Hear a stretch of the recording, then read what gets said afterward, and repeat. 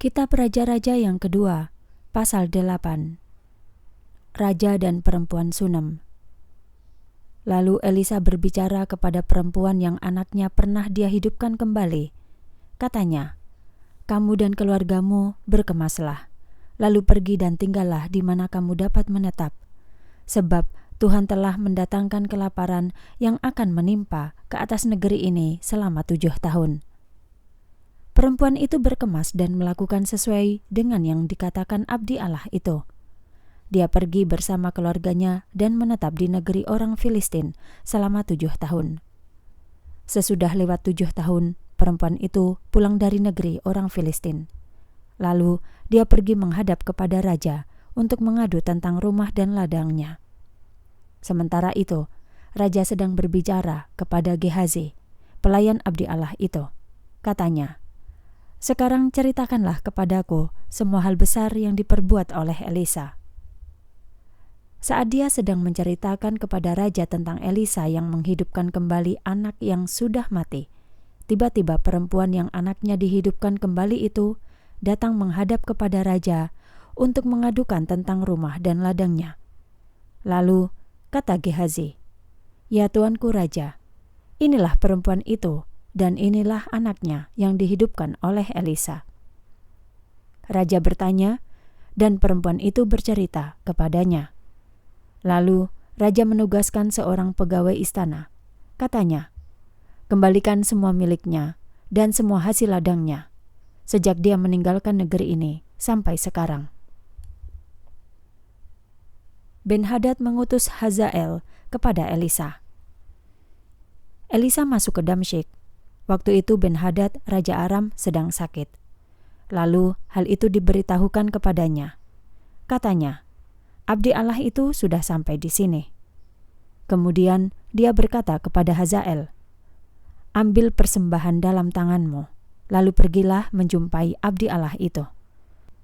Mintalah petunjuk Tuhan melalui dirinya dengan bertanya, apakah aku akan sembuh dari penyakit ini?" Hazael pergi untuk menjumpainya dengan membawa persembahan di tangannya, berupa semua barang berharga dari Damsyik yang dibebankan kepada 40 ekor unta.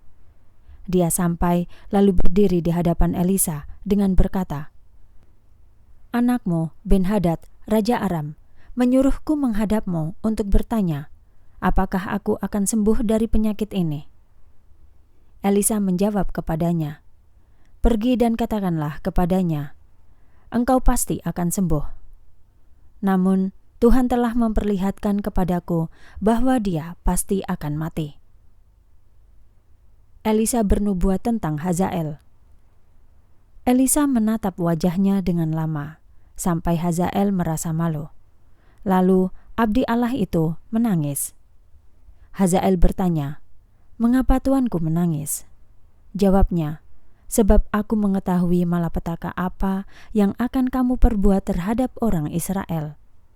Benteng-bentengnya akan kamu campakkan ke dalam api. Pemuda-pemudanya akan kamu bunuh dengan pedang. Bayi-bayinya akan kamu remukkan. Dan perempuan-perempuannya yang mengandung akan kamu belah." Hazael berkata, "Namun, apakah hambamu ini selain daripada anjing, sehingga dapat melakukan hal yang hebat itu?" Elisa menjawab, "Tuhan telah memperlihatkan kepadaku bahwa kamu akan menjadi raja atas Aram." Lalu dia pergi meninggalkan Elisa dan sampai kepada tuannya.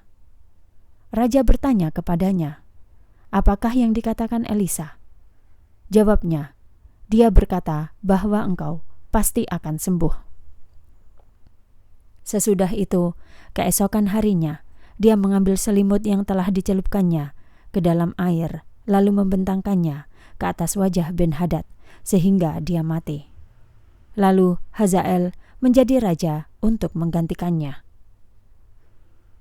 Yoram memerintah atas Yehuda.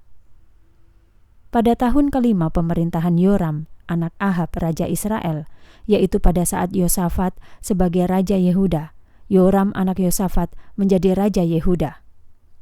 Dia berumur 32 tahun ketika menjadi raja. Selama 8 tahun dia memerintah di Yerusalem. Dia mengikuti jejak raja-raja Israel seperti yang dilakukan oleh keluarga Ahab, karena anak perempuan Ahab menjadi istrinya. Dia melakukan apa yang jahat di mata Tuhan. Namun Tuhan tidak mau memusnahkan Yehuda karena Daud hambanya. Tuhan telah berjanji akan memberikan sebuah pelita kepada Daud dan kepada keturunannya sampai selama-lamanya. Pada zamannya, Edom memberontak dari kekuasaan Yehuda dan mengangkat seorang raja atas mereka sendiri. Sesudah itu, Yoram maju ke Zair dengan seluruh keretanya. Orang Edom mengepung dia dan para panglima pasukan keretanya. Tetapi pada malam hari dia bangkit dan menyerang mereka. Namun demikian, pasukannya telah melarikan diri ke tenda mereka. Demikianlah Edom memberontak melawan kekuasaan Yehuda sampai saat ini. Pada saat yang sama, Libna juga memberontak.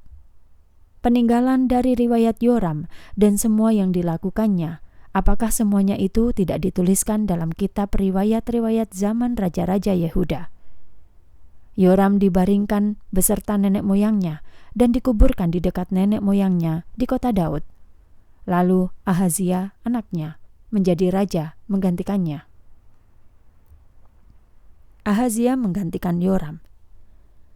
Dalam tahun ke-12 pemerintahan Yoram, anak Ahab raja Israel, Ahazia, anak Yoram, raja Yehuda, menjadi raja. Ahazia berumur 22 tahun saat dia menjadi raja. Dia memerintah di Yerusalem selama 1 tahun. Nama ibunya adalah Atalia, cucu Omri, raja Israel. Dia hidup mengikuti jejak keluarga Ahab dan melakukan yang jahat di mata Tuhan, seperti yang dilakukan keluarga Ahab, sebab dia adalah menantu keluarga Ahab. Yoram luka dalam perang melawan Hazael. Ahazia pergi menyertai Yoram, anak Ahab, untuk berperang melawan Hazael, raja Aram, di Ramot Gilead. Namun, orang-orang Aram melukai Yoram. Raja Yoram pulang ke Yezreel untuk diobati luka-lukanya setelah dipukul oleh orang Aram di Rama saat berperang melawan Hazael, raja Aram. Lalu Ahazia, anak Yoram, raja Yehuda, pergi menjenguk Raja Yoram, anak Ahab, di Yezreel, karena dia sakit.